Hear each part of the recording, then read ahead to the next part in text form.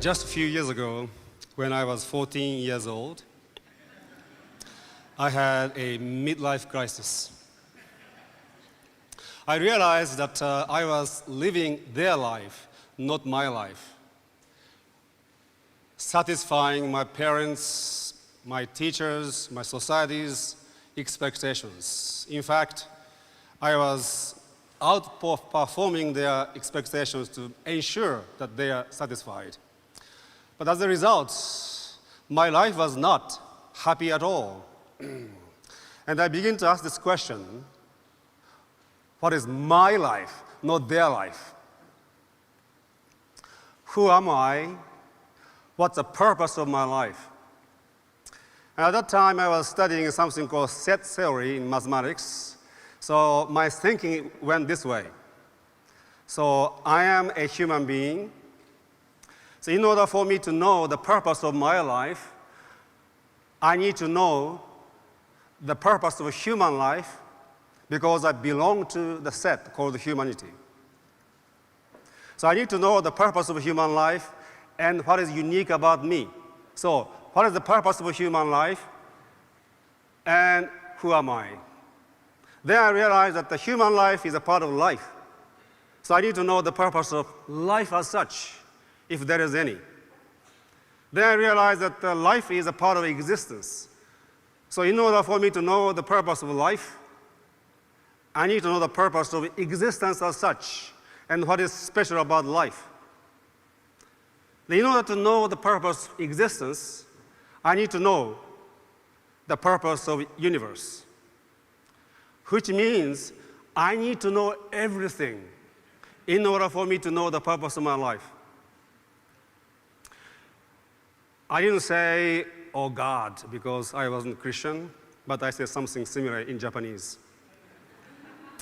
And also I asked this question, suppose I come up with the answer, how do I know it is true?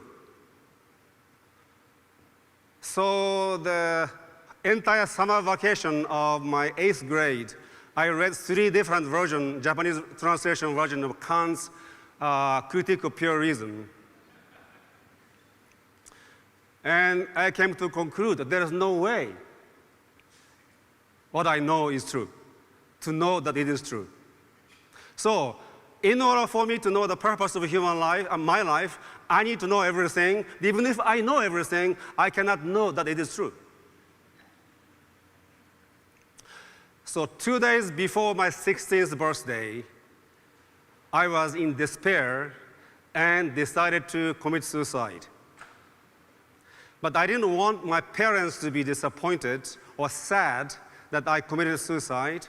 So I began to think about the perfect accident by design, so that nobody would ever suspect that I committed suicide.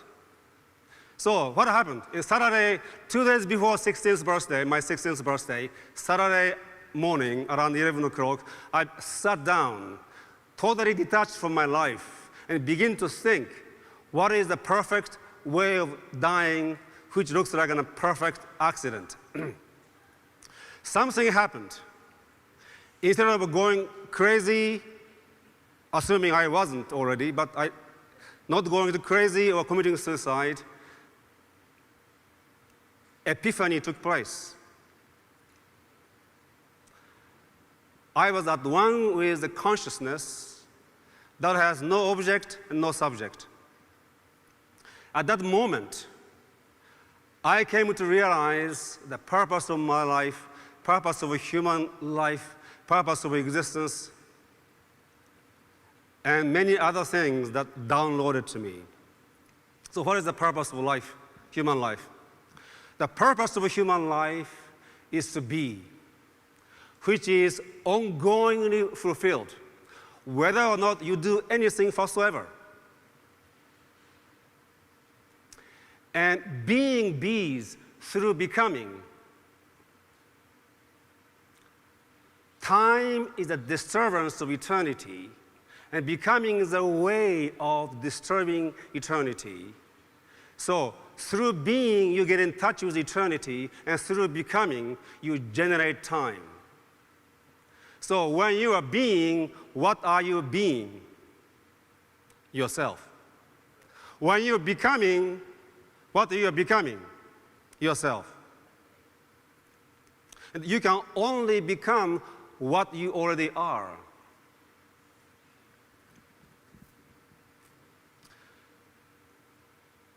So in this realization, I came to realize there's only one mission in my life, is to become myself ongoingly. So what is this self that I need to be?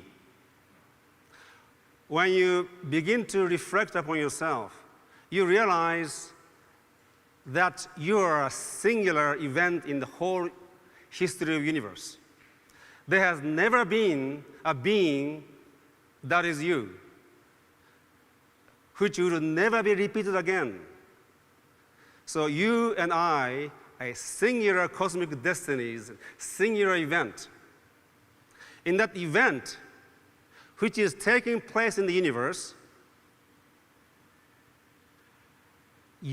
itself is reflected. So we are not only a part of the universe, but the universe is part of us.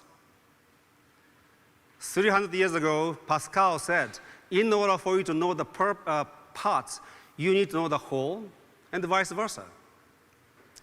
So by living this life, which comes after so-called enlightenment, begins wonderment. You become for the first time able to ask this question, who am I authentically? And every moment of your life is unfoldment of yourself, in which the universe is reflected. Becomes the mission accomplished every moment. So when I say you're a singular cosmic event and singular cosmic destiny, of course you know it is the case. But when you begin to realize that the universe is within you, everything that exists in the universe becomes part of you. So singularity, singular I, also becomes singular we. And you feel such profound intimacy to all of humanity, all of existence.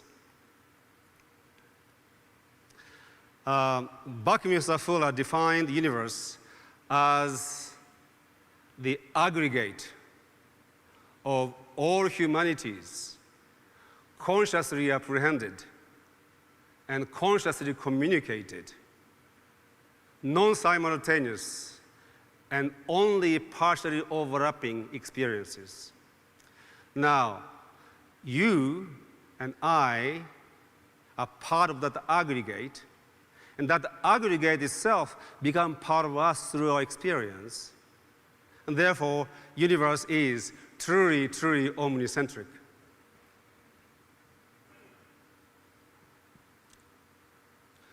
So when you begin to live your mission to be you and to become you, that movement begin to interact with the whole's movement.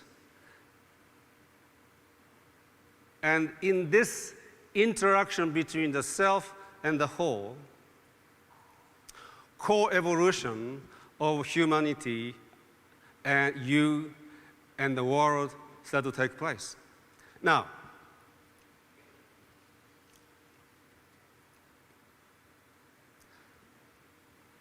when you are in touch with your mission,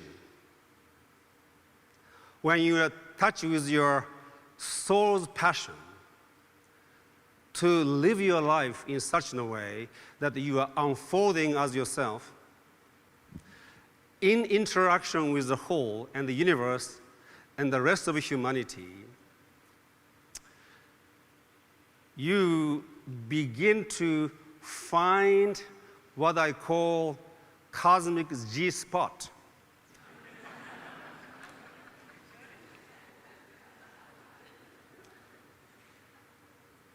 where your ecstatic engagement in the fulfillment of your passion and mission find its own unique place in the movement and the evolution and transformation of the world.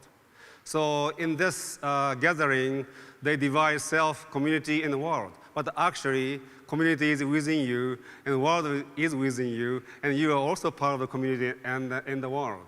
And this co-evolution of all three dimensions, including actually the universe, when you find your mission and find a way to interact with the universe and the world and the other human beings, you will find that G-spot.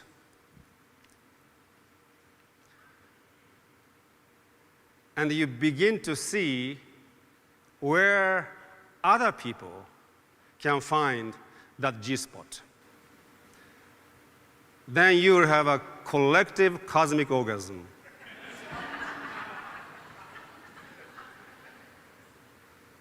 Which is a true celebration of life. Then your act of being engaged in the transformation of the world is no longer a heavy, serious matter. It is serious, but it is joyful. So we begin to participate in the transformation of the world, standing in your cosmic G-spot. Then the act of transforming the world and the act of transforming yourself become a playful engagement in life. So tomorrow, when I share with you more about this cosmic G-spot, I will go deeper into how to find it with all of you. Thank you very much.